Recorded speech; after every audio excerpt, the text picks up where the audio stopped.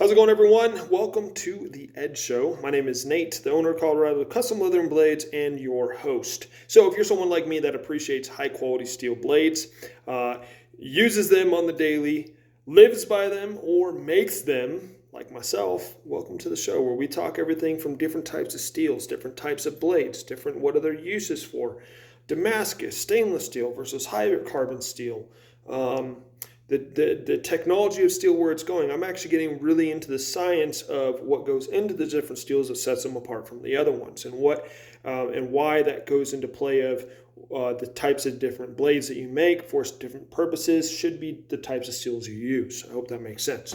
So this week, I apologize for the delayed upload like last week. I had to get my wife to the state she's contracting in as a nurse, and I had to get home. I've been home, and I was working in my shop last night, and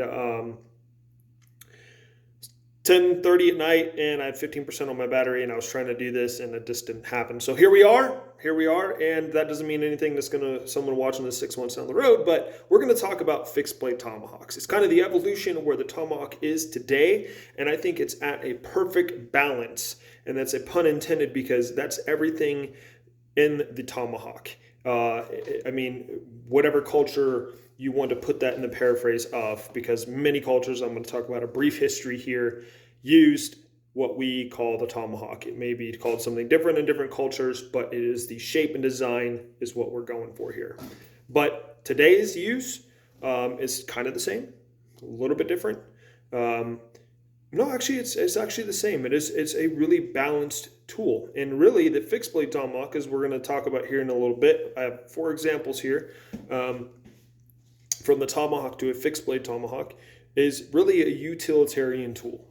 Okay, so with that being said, let's talk about brief history here in America. What it's most known for is Native Americans, where they used everything from the stone crafted heads of tomahawks and axes to when they got steel, and the different tribes and the different arts and ways they crafted the tomahawk and how beautiful it is and functionality of what it was for. Your hunter-gatherers would use the tomahawk. Not just a hunter, or not just the hunter would, or the warrior, the gatherer would as well, because it's a chopping tool, right? If you need to get tender from a downed tree or something like that, versus hacking at it with a knife or with a stone knife, especially in those times where they didn't have steel, this would be a great little in between, because you have, when it comes to physics, you have more force with that. So, and then we also have Europeans. I have Scandinavian ancestry, and it goes to Proto-German. It goes to every culture almost in the world has something similar to the tomahawk. And again, it is a utilitarian tool. It wasn't just for combat. It wasn't just for warriors. It was for everybody. But using like Native Americans, and we'll even put in Scandinavians in the Viking day and age, farmers used a version of the tomahawk. But if they were a noble class and they were, a Viking was an occupation, right? It was a nobleman or it was a warrior. They would take said tool to combat. Same thing in the Native Americans, hunter-gatherer, doesn't matter. The warrior would take the same type of tool into combat or into raiding different other tribes, camps, whatever. It's the history of the world. We have been around war. It's not going to go anywhere, unfortunately, but that's just the reality. And these were the tools of the trade for everyday use and for specific use in combat. And where it is today, and just closing the history part of this, Winkler is one of the most well-known fixed blade tomahawk makers. Half Face is another one. Winkler has DoD contracts where he makes specifics, like 3 different types of styles, where he'll sell to anybody else, but he does have a specific type that he makes for your tip of the spear type individuals. DevGru, SEALs, Rangers, Green Berets, whatever, because they are in a combative environment. They want to have a utilitarian tool for combat and for use, such as getting tender and stuff like that. So, moving to the 4 that I have before me.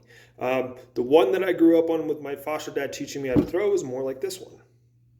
Very similar to a lot of cultures around the world.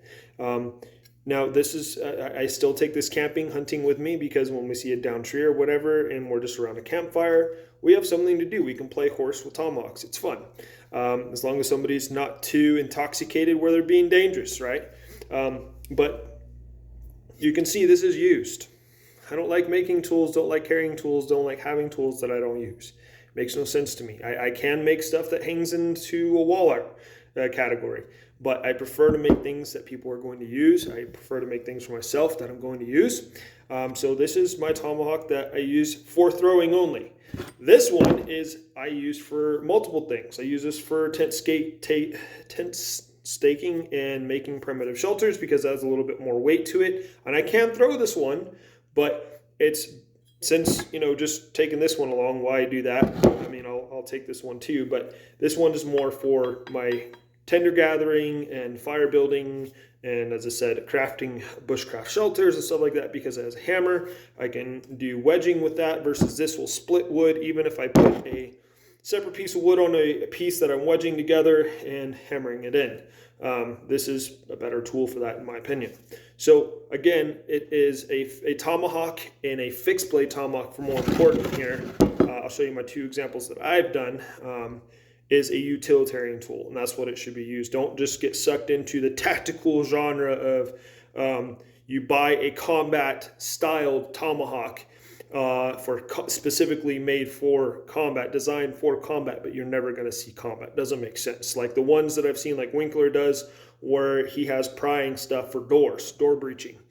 Well, I mean, it looks cool, but if you're just going to be going out in the woods, you're going to be throwing it at trees. If you do throw it at trees, or you're going to be making primitive shelters or whatever, or you're just going to just keep it in a safe and it's going to collect dust, what's the point? That's kind of what I'm getting at.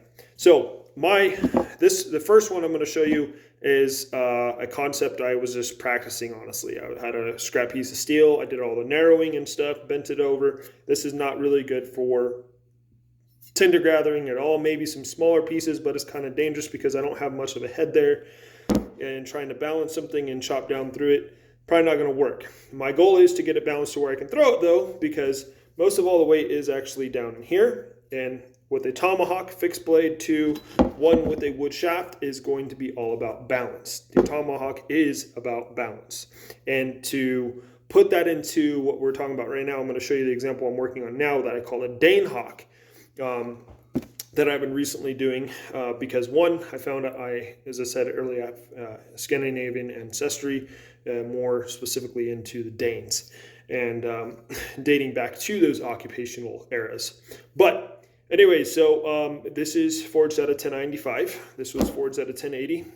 I'm really liking the 1095 for the tool steels for bushcrafting and stuff like that, especially because 1095 is superior, in my opinion, to striker fire, right? So if you need to make a primitive fire with flint and steel, that bushcraft knife, that's 1095, it's a great for striking fire. As long as the spine is not soft and it's hardened all the way through, there you go. And then you have a tool number 2 for that purpose as well. But this is going to be, as I said, it's called a Dane Hawk. I'm going to actually design the head more to a Dane axe, have a nice little spike on the end there that's naturally forming, and it's going to exactly almost how I drew it, minus I got to get a little bit of that bend out because that's a little bit too much than I wanted, and it will be my utilitarian for all purpose of why I would be carrying it, including in my truck for maybe a defensive situation. But let me just digress something here when we talk about modern day use. It can be a defensive tool, and I'm not just talking about you against a human.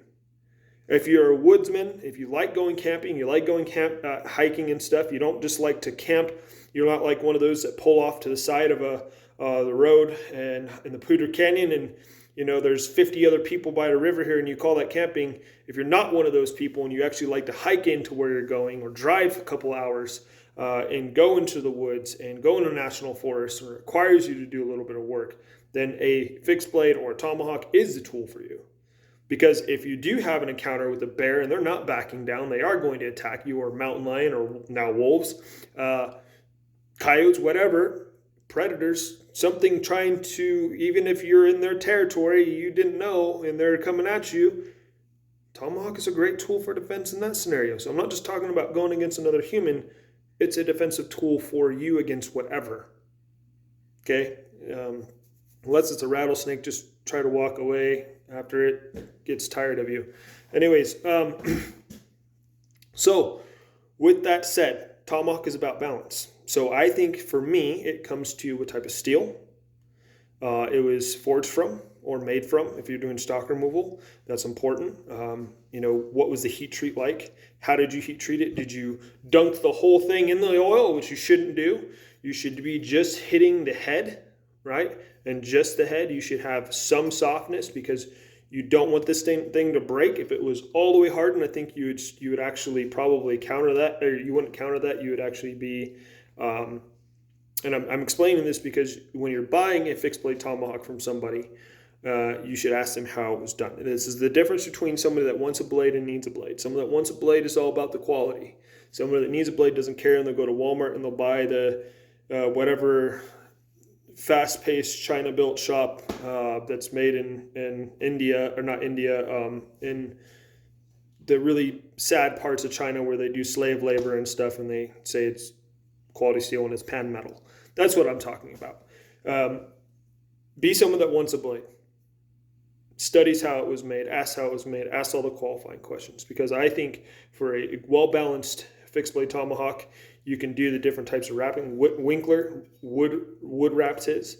Mine is not. It's going to have some weight loss here. I'm going to put some holes through it, and I'm going to leather wrap it because I plan on using this. I also plan on doing some engraving and making it look kind of cool. But my point is, a tactical genre, the fixed blade Tomahawk or a regular Tomahawk is all about balance. And I think that also needs to include the type of steel, type of heat treat, where's the weight, can it be throwable, is it not throwable? Because in the fixed blade Tomahawk world, not all fixed blade Tomahawks are throwable. And honestly, if you're using it for a combative, why would you throw your weapon away when it's designed for up close and personal? Just all questions to ask, but in modern day use, great tool for bushcraft.